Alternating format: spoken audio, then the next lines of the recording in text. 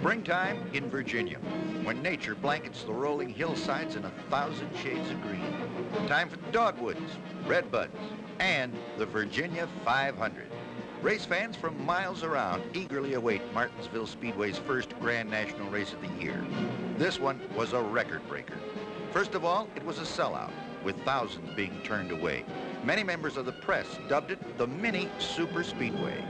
34,000 fans jammed the grandstands, the infield, and every square foot of space available. It was not only the biggest crowd in the history of Martinsville Speedway, but the largest attendance for any half-mile track in the nation. And up for grabs was over $71,000, which constituted the largest purse ever paid at a half-mile track. It drew a field of the finest cars and drivers in the Southland. Number 72, Benny Parsons, was the fastest qualifier and started up front. With car 88, Donnie Allison alongside, both Chevys. Darrell Waltrip's Chevy number 17 had the third spot, with Bobby Allison in the Matador number 16 starting fourth. They were followed by David Pearson, Richard Petty, Cale Yarborough, Dave Marcus, Lenny Pond, and Buddy Baker. These are the top 10 drivers that are leading this 30-car field through the fourth turn onto the front straight. There's the green, and they're off.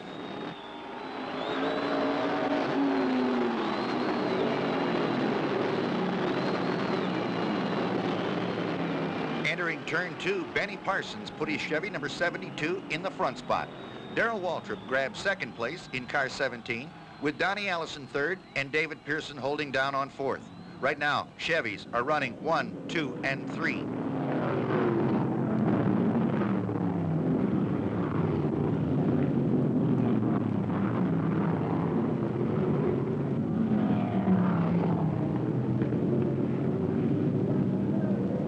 This race just started, and there's already bumping in the turns, and some strong competition back in the pack in the form of Pearson, Allison, Yarborough, and Petty.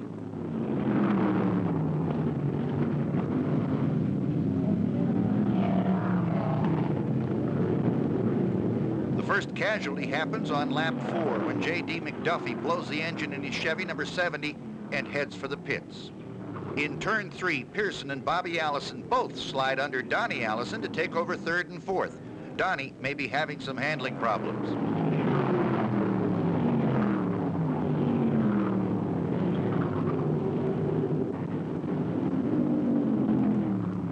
Right now, Benny Parsons appears to be running away, but 500 laps on a half-mile track is a long, long haul. It's lap 13 when Donnie Allison wheels the Dygaard Chevy number 88 off the track and down pit road. Donnie's fender got pushed in during a little scuffle in turn 2. It was rubbing against the tire and started to cut it. His crew pull the metal away, change rubber, and send him back in the race.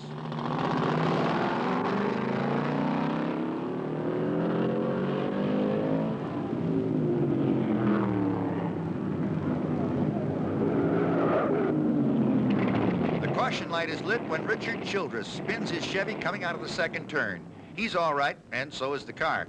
But a lot of drivers will take this opportunity to wheel into the pits. Number 17, Darrell Waltrip, comes in with a battered left front fender.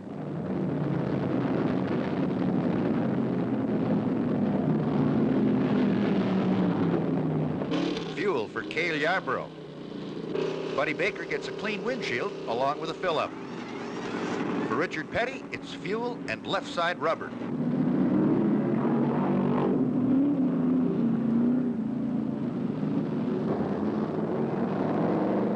Stops were brief, and all cars are back on the track and fell in behind the pace car. However, the yellow was out for several more laps while the sweepers worked on the turns. The track was resurfaced shortly before this race, and perhaps without enough time to cure. At any rate, on the outside of the turns, there was a heavy accumulation of loose asphalt and rubber. It caused the high side to be slick. For this reason, the majority of passing was done down the chutes. On the restart, out of heavy traffic, it was Donnie Allison who grabbed the lead going into turn 1. Bobby Allison has the Matador in the second spot, with Cale Yarborough running third.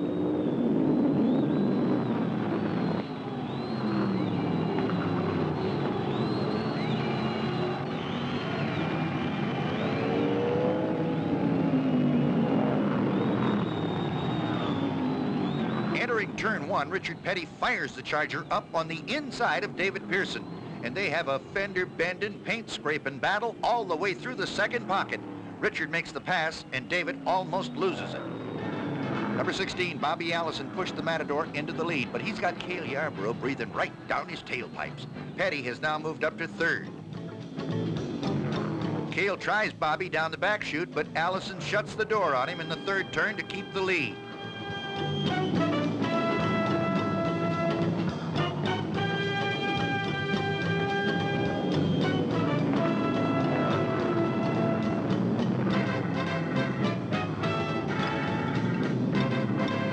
That puts another car on the trailer. It's the 05 driven by David Cisco. He just blew the engine in his Chevy and heads for the pits to park it behind the wall. Watch Marcus, he's high and loose. Like I said, it's slippery out there. It doesn't take too many laps for that rubber and asphalt to accumulate on the outside. If you get into it too fast, it's hello, wall. Bobby Allison still holds the lead, but it looks like Yarborough, Petty, and Pearson are glued to him.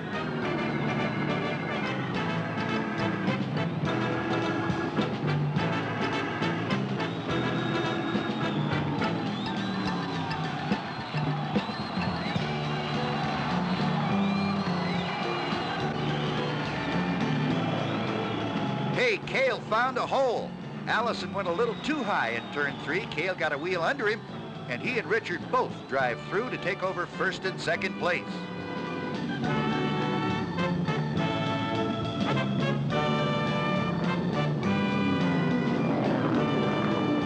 Cale is out in front and honking now. Chevys have always handled well on this track. They're lighter than most of the other competition, especially in the front end. Car 7 with Ed Negri aboard goes high and brushes the wall in turn 4. Then number 63, Jimmy Hensley, hits the wall in turn 2. This brings out the yellow and the pace car.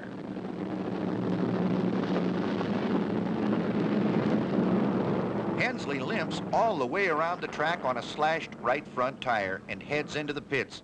And with the yellow out, he'll have a lot of company. With all cars serviced, the pace car leads them around for the restart. 71, Dave Marcus in the Dodge, and Benny Parsons in car 72 come out of the turn side by side. Now watch this battle for the lead.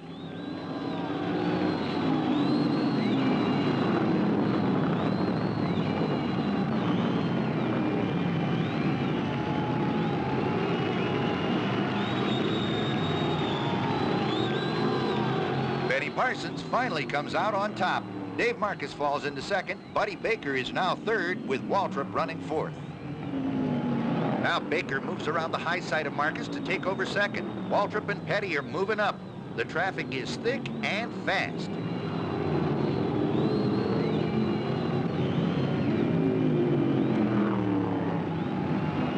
Down the front chute, Baker challenges leader Benny Parsons. In the first turn, he moves him over and drives through. Benny gets out in the loose marbles, bogs down, and 4 cars scream underneath him before he can even honk his horn. In the third turn, Darrell Waltrip finds daylight on the low side of Buddy Baker, heads for it, and 2.5 seconds later, the Chevy number 17 is the new leader. Cale Yarborough and Petty explode underneath Bobby Allison's Matador to take over the third and fourth spots, moving Bobby back to fifth, with David Pearson running sixth. The white Chevy number 72 heads for the pits. Benny Parsons is a little bit tired of slipping and sliding around out there and decided to get some new rubber, plus a little fuel.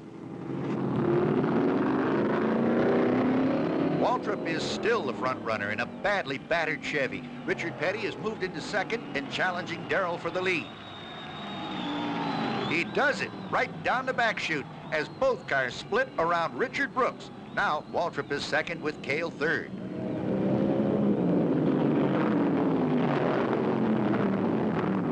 Look out, Baker's loose. Woo! Buddy Baker almost put his Ford on a spinner in the fourth turn. He got high on that slick asphalt, and only a beautiful job of driving saved him. Richard Petty has found the groove, and that Dodge Charger number 43 is running wild. Into turn 1, and Cale Yarborough passes Waltrip. Now the Valvoline Chevy 11 owns the second place spot, and Cale starts looking for Richard. The yellow is out again on the 297th lap when Frank Warren creams the wall coming out of turn 3. Now there's a lot of hot rubber and thirsty gas tanks that'll head for the pits. The crews are ready for them. Bobby Allison is the first one in for service on the Matador, but he won't be alone for long as Pearson, Petty, Waltrip, Yarborough, Baker, and many others come screaming in. On Baker's stop, Bud Moore and the crew find a broken accelerator linkage. That's enough for Buddy to climb out and put the car behind the wall. Then David Pearson wheels the Purelator Mercury number 21 behind the wall, and the Wood brothers put it on the trailer with the rear end out. Meanwhile, the race goes on. The green is out. This restart is complete. Hey, we've got a new leader. The boy from Timminsville, South Carolina, Cale Yarborough, is number 1. Waltrip is second with Richard Petty third, and always close.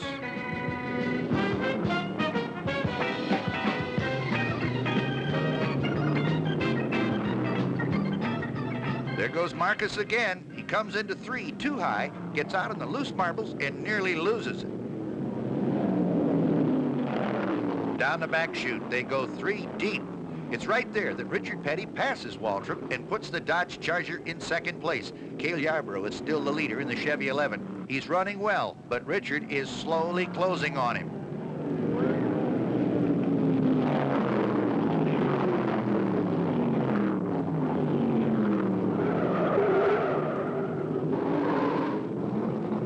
That was Bill Champion in car 10. He got out in the loose stuff through turn 4 and put his Ford on a full spinner. He's off the track. There's no yellow flag, so Petty and Waltrip continue to close on Cale Yarborough.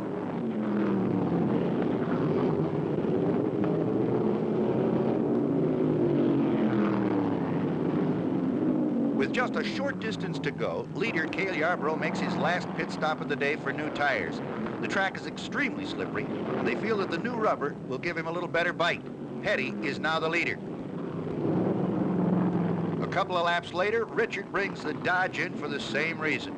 Now, Darrell Waltrip inherits the lead in the Terminal Transport Chevy number 17. And the word is that Darrell will not pit.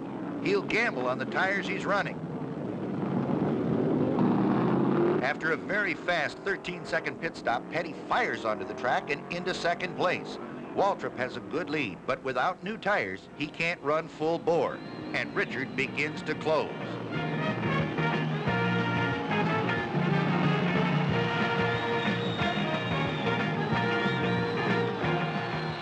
There's only a few laps to go. Petty continues to close the gap on Darrell. But can he do it in time? Cale Yarborough is running third.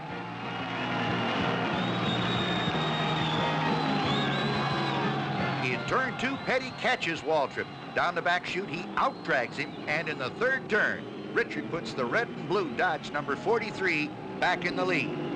Cale also fires underneath Waltrip, but he was down 1 lap due to a lengthy pit stop. He just unlapped himself, but he's still running third. Bobby Allison is 4th, Dave Marcus 5th.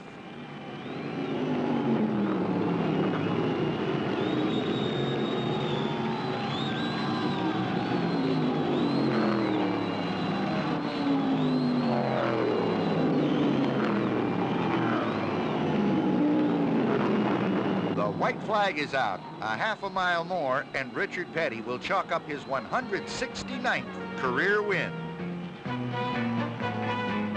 He holds the Dodge right in the groove as he rounds out of the 4th turn for the last time today, onto the front chute and under the checkered flag, winner of the Virginia 500. Darrell Waltrip brings his Chevy home on some very hot and well-worn tires to pick up second place money. Cale Yarborough finished third. Bobby Allison slides the Matador into the 4th place slot. Richard Petty eases his famous Dodge number 43 into victory lane once again. This is a familiar sight on the racing scene, and he's done it several times at this track. But this time, the win was worth over $19,000. That, by the way, is another half-mile track record.